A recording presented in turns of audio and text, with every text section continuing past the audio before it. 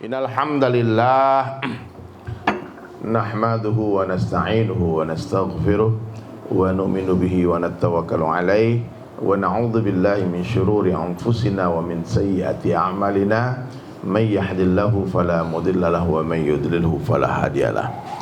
Jadi hadirin sekalian, apa yang dicari manusia hidup di dunia ini, Pak? Nah, ini pertanyaan sederhana.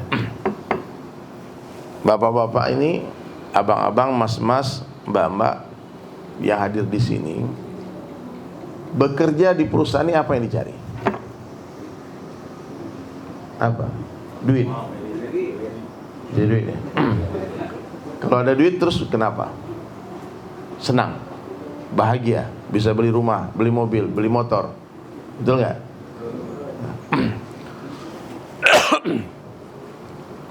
Dan hampir semua orang itu jawabannya sama. Saya dulu pernah ditanya hal gini sama satu orang dai di Bali. Dibilang, apa yang kamu cari di dunia ini? Saya bilang, saya pengen bahagia. Betul nggak? Di sini ada nggak yang pengen susah? Coba angkat tangan ya. Aku nih pengen menderita, bang. Pokoknya hidupku tuh ingin hancur-hancuran deh gitu. Nggak ada nggak? Nggak ada. Semua orang menginginkan kebahagiaan. Orang kaya pengen bahagia, orang miskin pengen bahagia. Ya. Raja-raja pengen bahagia, rakyat biasa pengen bahagia.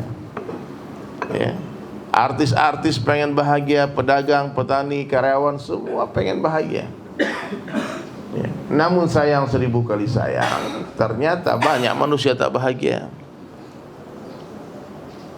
Betul nggak? Ada orang, Pak, sudah kaya raya, uangnya mungkin triliunan, tapi ternyata dia tak bahagia. Justru ternyata istri malah minta cerai. Triliunan harta. Berarti uang tidak bisa membahagiakan. Ada orang yang sudah terkenal, Pak. Ini seumuran saya semua rata-rata nih. Kurt Cobain tuh, Nirvana. Ya? Itu nggak main-main, Pak. Di puncak penjualan albumnya tertinggi, menjadi orang paling terkenal di dunia, justru dia tak bahagia. Dia ambil pistol, dia bilang, I hate myself and I wanna kill myself. Tar, mati. Ternyata kekayaan, popularitas, kekuasaan, ketampanan, kecantikan tidak bisa membahagiakan. Di mana sebetulnya Allah letakkan kebahagiaan, kemuliaan, kesuksesan, kejayaan manusia? Di mana, Pak? Di hati. Di sini. Ternyata siapa saja bisa bahagia. Allah Maha Adil. Ternyata Allah letakkan kebahagiaan hanya dalam mentaati Allah dan Rasulnya saja. Ternyata kebahagiaan itu ada dalam cara hidup Nabi Muhammad SAW.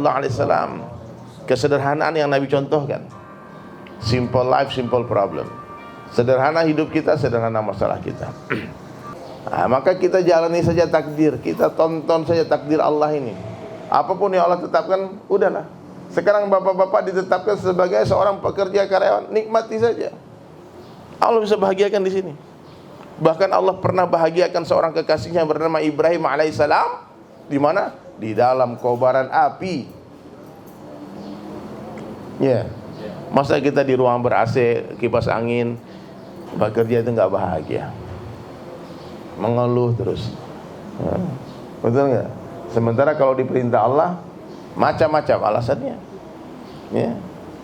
Hari ini begitu, Pak. Kalau dipanggil bos, buru-buru datang, betul nggak? Nah, kata bos datang jam 8, jam setengah 8 datang. Nah, ini lumayan nih.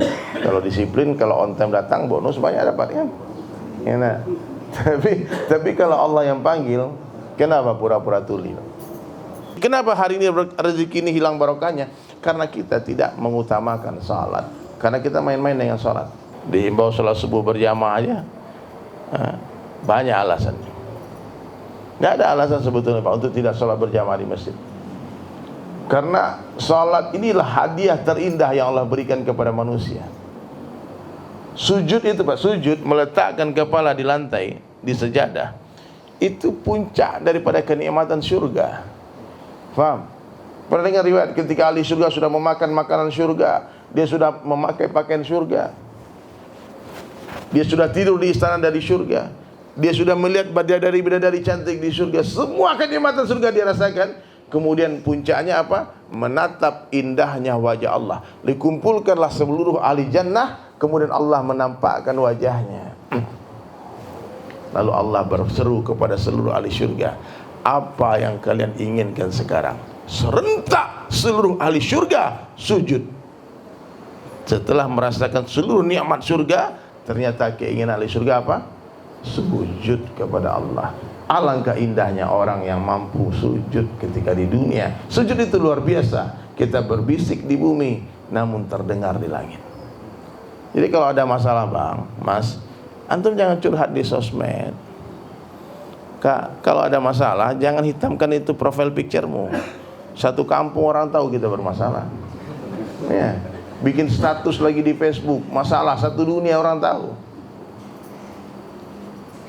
Kita kalau cerita ke orang masalah kita, sebagian nggak peduli, sebagian ketawa. Betul, kapok katanya. Benar.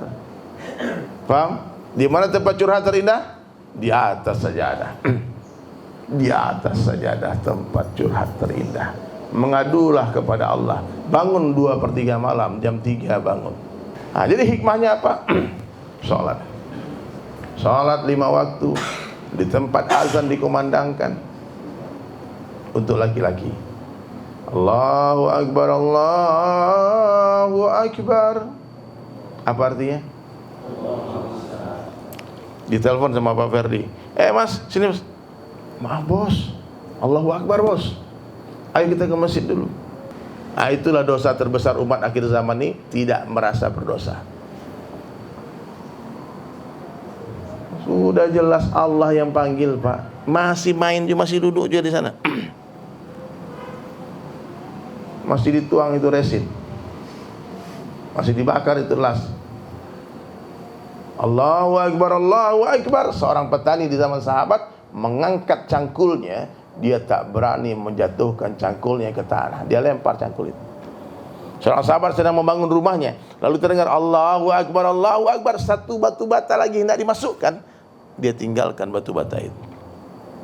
Abdurrahman bin Auf datang ke masjid, ternyata orang sudah mulai sholat. Gara-gara sibuk menghitung unta-unta yang mau dikirim berdagang, 700 ekor unta. Sampai di masjid ternyata Allahu Akbar, imam sudah, Rasulullah sudah mulai sholat berjamaah.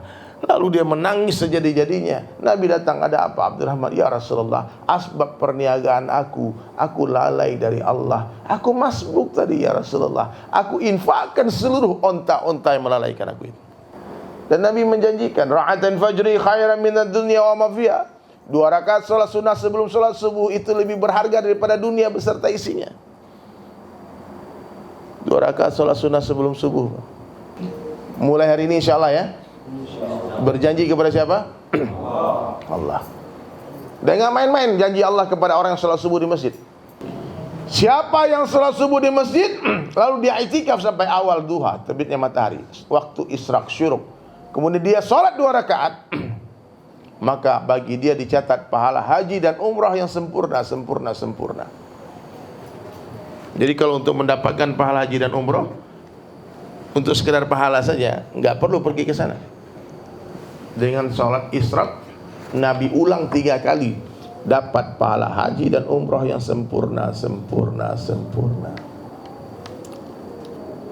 Ya, oh Ustaz, saya sholat jamaah di rumah Ustaz.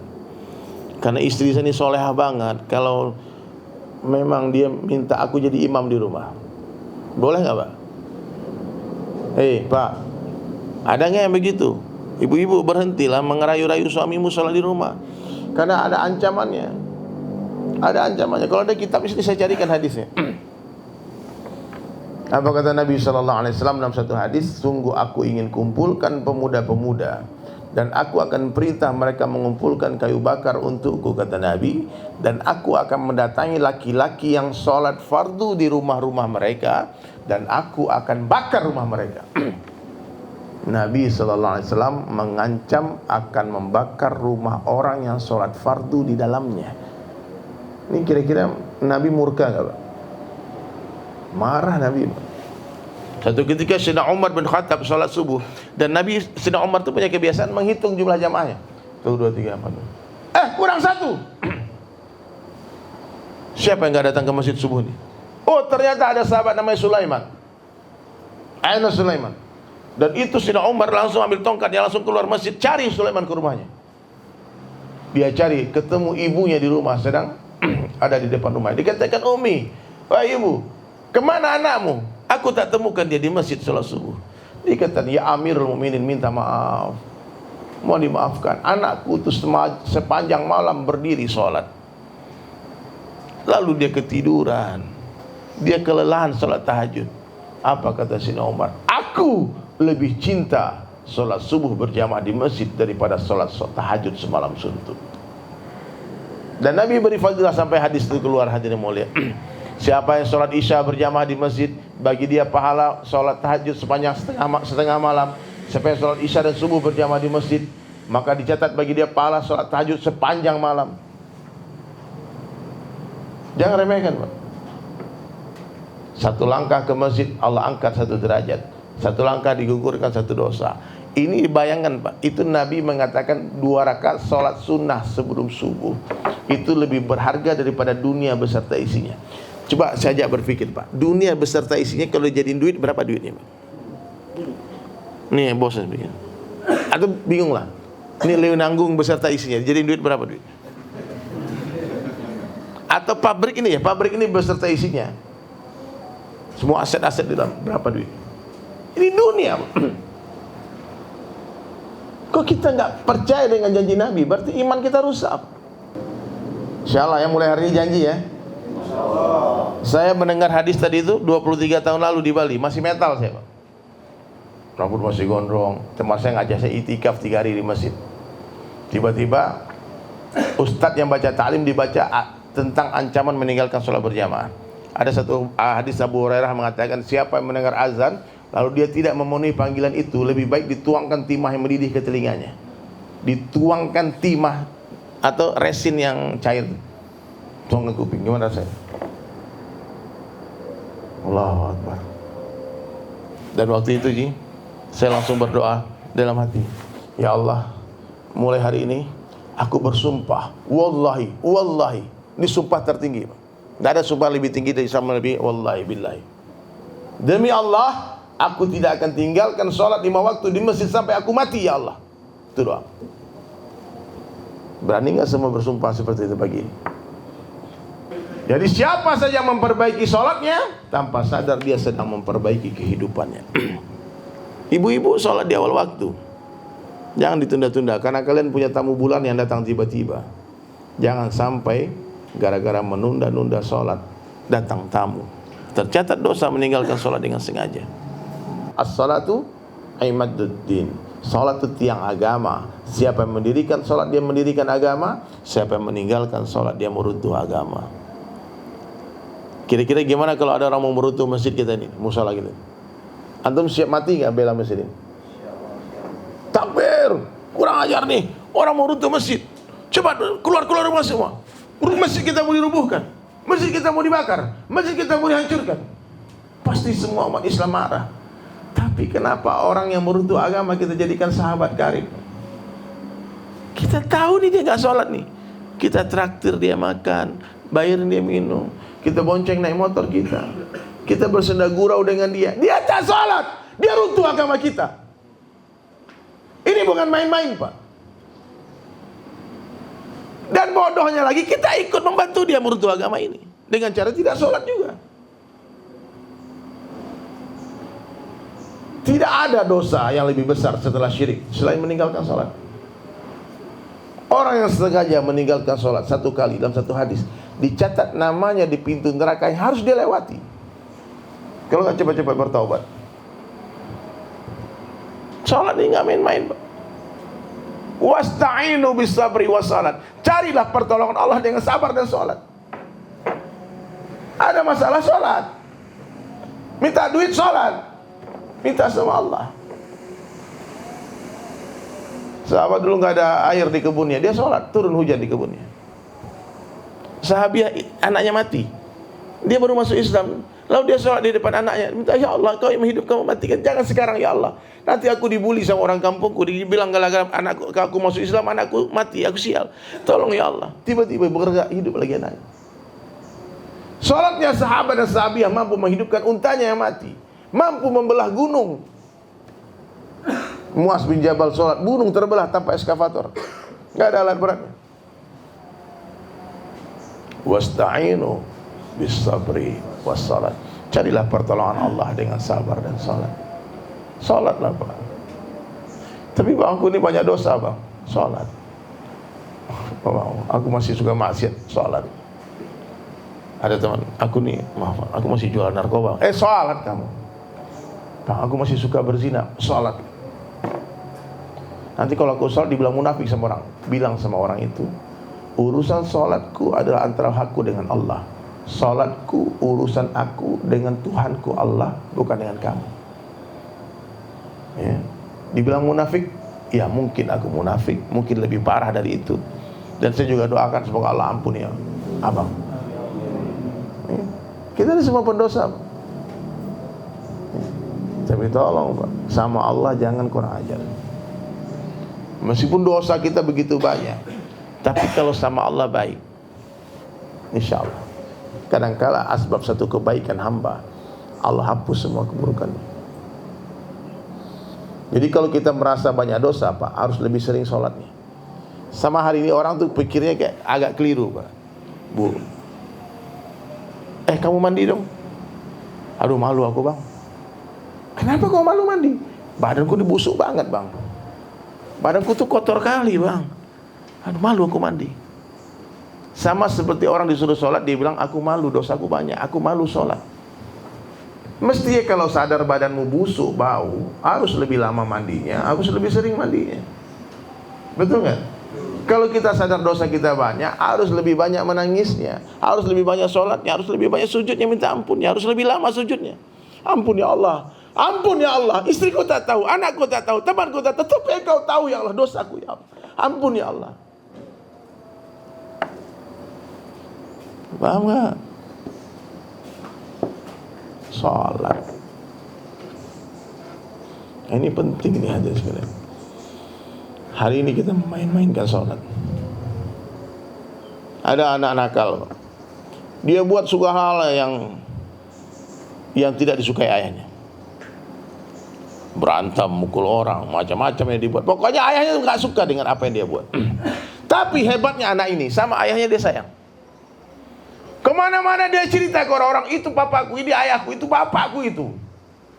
Kalau ada orang menghina bapaknya, dia hajar itu orang, dipukul. Jangan kurang ajar sama bapakku ya. Padahal yang dia buat banyak hal yang tidak disukai bapaknya. Dia preman. Tapi sama bapaknya baik. Dia sebentar telepon, Pak, bapak sehat Pak? Bapak ada duit Pak? Dia transfer uang. Kalau ketemu cium tangan bolak-balik ke bapaknya. Dia peluk bapaknya. Pokoknya anak ini baik sama bapaknya. Tapi kegiatan dia hari-hari di luar bapak itu perkara yang tidak bapak sukai.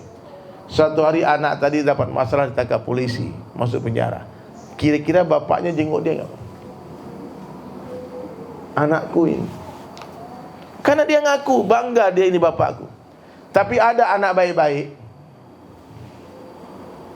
pakai jas, mungkin dia anggota dewan. Yang dia buat itu sedekah, bantu orang, nggak pernah mabuk, nggak pernah ini semua. Pokoknya baik-baik.